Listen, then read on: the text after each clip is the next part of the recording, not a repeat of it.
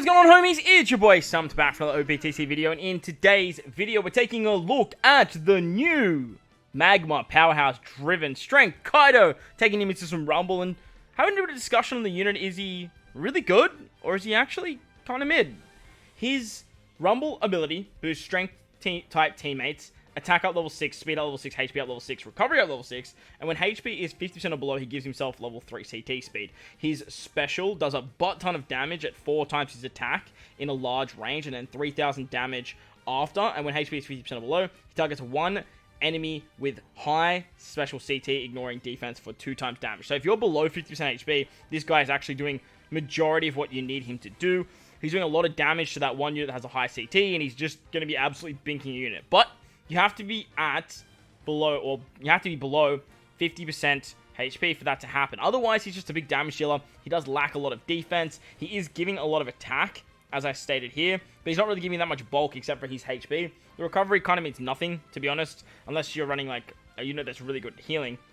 But as far as I'm aware, there's not a lot of like great units. He's going to be very interesting to see what he can do in Grand Party with strength in characters. There's a lot of powerhouse characters that can float around there. And his burst basically being the counter to what Gear 5 is doing, taking 60,000 damage and then dealing out even more damage as well. So it's going to be interesting what he can do in Grand Party, but let's take a look at him in the challenge fights with a strength team. We are running something like this against the Dex fight, and we are using something like Boa. Strength have a lot of options. They have a lot of very, very good PvP rare recruits nowadays. They have a lot of very good striker-centric teams. They have a lot of very good slasher-centric teams, and they can do a lot with what they have, but we are running a sort of very generic strength team. We have some shenanigans, stuff like Yamato you can do. You have stuff like Kuma that I didn't actually showcase in today's video. You can do a lot of stuff there. But if you enjoyed the video, belt like button, hit the subscribe button. In the comment section below, let me know if you guys think this is a dude or a dud in PvP. With that said, let's take a look at some fights.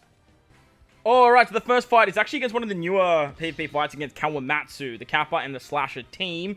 Slashers are kind of weird. They have like level 99 on some of their units. It's kind of wonky.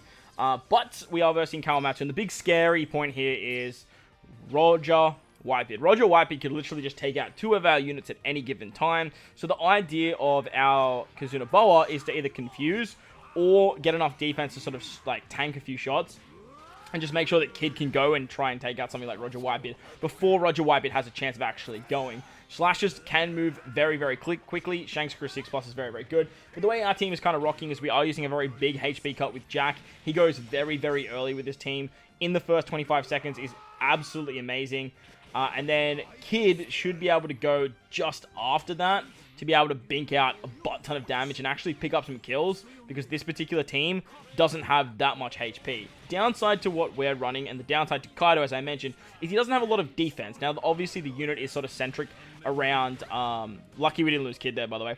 The unit's sort of centric around taking damage, so that way you can actually get the maximum effect of his damage output. And this is a really, really good showcase right here of actually seeing how much damage Kaido can actually do. He actually binks right after Kid, which is awesome. So he actually, I believe he takes the whole team out here. He doesn't even have a chance to get that 2 times damage that goes through defensive effects. So if he did, he would just kill whatever was basically left there. And that way we have the bench to come in at this point.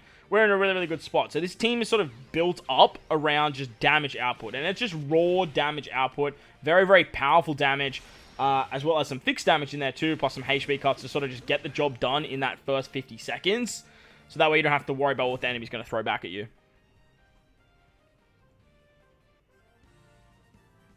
Alright, so on to the Hina fight now and the Sai team. Sai are renowned for not being that great against strength. There's a lot of strength PvP fights nowadays, and I don't really like using mirror matches, so I decided to take on Hina, and then we're going to wrap it up with the Pell fight. Pell's just like a really good staple for every single PvP challenge, but having Boa on this team can actually help out quite a bit if the damage that I was just talking about in the previous fight isn't really getting you where it needs to be. Boa has that opportunity to sort of get you a little bit of RNG. She can get some bind off, she can get some confusion off, but the big upside to her is to actually just give you that little bit of bulk that you kind of need on the team to survive enough so that way Jack can actually get his special off. Jack is kind of our defensive unit on this particular team. He's the one that's actually going to be providing a lot of our defense with his HP cuts and his special. And then we're just banking on Kaido and Kid to sort of just pick up some scraps and actually take out the squad when they can. This particular fight really showcases like how squishy Kaido actually is, and how honestly, like comparing to like what Gear 5's doing with that Sai team, how kind of disappointed I am in this particular Kaido in PvP. After seeing what Gear 5's doing, like I said, and seeing what Big Mom's doing, and even like Kid Law was doing some really, really fun stuff, some good damage there from Kaido. Even seeing what Kid Law are doing, this Kaido to me just sort of missed the mark.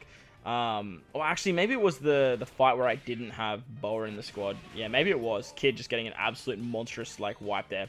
Yeah, I actually don't think I lose Kaido in this fight. But as you guys saw in the last fight, we actually lost 2 units, which is pretty rare with these kind of bulky-ass teams and these like big bopping teams. But as you can see, once again, in that first 50 seconds, we're outputting a lot of damage and managing to get the win before the enemy could even throw a bunch of their specials back at us. If you do want to take it to the last 50 seconds, though, the best unit in the game for the last 50 seconds is none other than Luffy and Yamato. So taking on Pell now and the Dex-built team, you think that Strength would have the edge here. However, this Kaido doesn't really do too much against Dex. Super Tandem Kaido is probably still going to be the man that you want to use when you are coming up against these particular Dex teams, running something like a Striker build. You can use something like Sasaki. You can use the Marigold with the Sandersonia, and then use Luffy Yamato on the bench. But running just Kaku, or you could run Slashes too, and just not worry about this Kaido, and you just have a better time. But look, we're here to showcase Kaido. Kaku's basically just going to give us enough to sort of get us over the line when taking on Dex, reduce the defense enough so that way Kaido is actually doing some really, really good damage. The HP cuts of Jack are just so vital, so then that way Kaido's damage can be somewhat of a force after the enemy has already lost a butt ton of their HP just purely by HP cuts. Doesn't matter how much HP the enemy has, when you're HP cutting it, it's so valuable. On top of that, I don't know if my Kaku's actually level limit break 4. He might be, but as far as I remember, I don't think he is. Kid manages to tank that very, very well. My Kid is 150, so he tanks that very nicely. If he doesn't tank that, though, Jack normally will. Jack tanking that's actually way better for the team. So Kid surviving here is actually crucial to get this done, because Kid's special now is actually going to hit very, very hard. Going to take out some units, get off that revive, and then Kaido can come in after that. And if any units didn't die from Kid there, Kaido can actually take it out. And this is really why you want Kaido to be less than 50%. That extra 2 times damage is so crucial to his kit and the amount of damage output the unit actually has, that without it, it looks kind of lackluster. The 3,000 fixed damage is actually a godsend, though, because fixed damage is so goddamn powerful, especially after you are getting a bunch of HP cuts off, like I keep rambling on about with Jack. That 3,000 basically can either secure kills if the enemy has a butt ton of defense, or if you don't have that 2 times damage going through the defense with that extra shot being below 50%. Like I said, if you build out like an 8-man team, like you guys can see here, Strength has a plethora of options to do so. The best unit to have at the back end of a fight, coming in after 50 seconds, is Luffy and Yamato. Putting them on a Strength team is so easy because there's just so many Strength strikers. They obviously fit so nicely on a Free Spirit team, and they actually do really, really well here. Ironically, to see that Kaido and Luffy and Yamato working together is actually really good, but look, this is why we play this game, right? Law's counter, by the way, here is pissing me off. I'm actually watching this back and just seeing how many kills that man is getting, literally just with his counter. I swear to God, do I have to do a showcase on that unit or something like that? But like I said at the start of the video, let me know your thoughts and opinions of Kaido in the comment section below. Do you guys think this is he's a dude?